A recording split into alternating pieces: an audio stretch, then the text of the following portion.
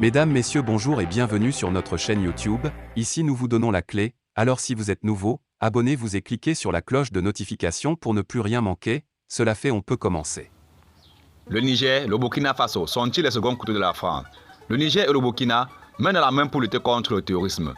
Le premier pays est sous les ordres de la France et ses autorités ne l'ont pas caché, car elles ont accueilli à bras ouverts Barkhane, chassé du Mali, pour des raisons d'inefficacité après 9 ans de présence et de collusion avec les forces du mal. Ce qui est époustouflant, c'est le rapport étroit entre le Burkina Faso et le Niger. Le pays des hommes intègres vit le même scénario que le Mali. Et c'est à cause de la situation sécuritaire dégradante que les militaires ont pris le pouvoir.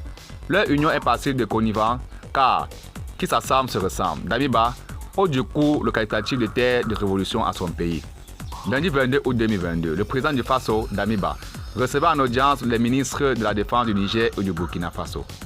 Dans un communiqué rendu public, sur la page officielle de la présidence du Burkina Faso, il était question à cette occasion de faire le point de la séance de travail des deux délégations au cours de la journée dans le cadre de la lutte contre le terrorisme.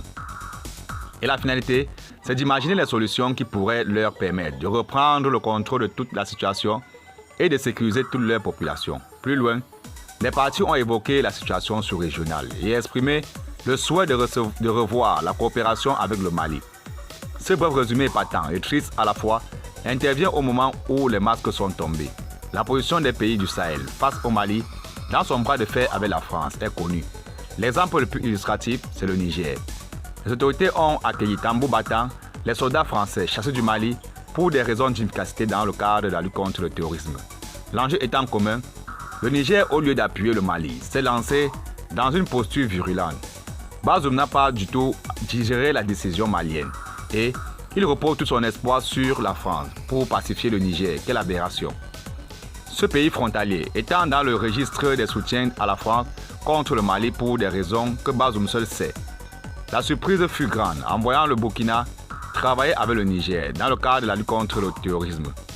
Si le Niger est avec la France, ses amis pour les mêmes défis deviennent naturellement les alliés de la France. Le Niger et le Burkina Faso sont sous l'aile protectrice de la France, nous confie un diplomate malien sous anonymat. Ce qui veut dire que le Mali est entouré de deux ennemis avec qui aucune synergie d'action n'est envisageable pour la lutte contre le terrorisme. La France, prédatrice, n'est pas prête à lâcher le continent. Son influence sur le Burkina Faso et le Niger rendra difficile, sinon même quasi impossible, l'éradication du terrorisme dans le Sahel, car ces deux pays viennent s'ajouter au Tchad, qui n'agit que sous les injonctions de la France. Merci et à très bientôt pour une autre vidéo. Et surtout, abonnez-vous.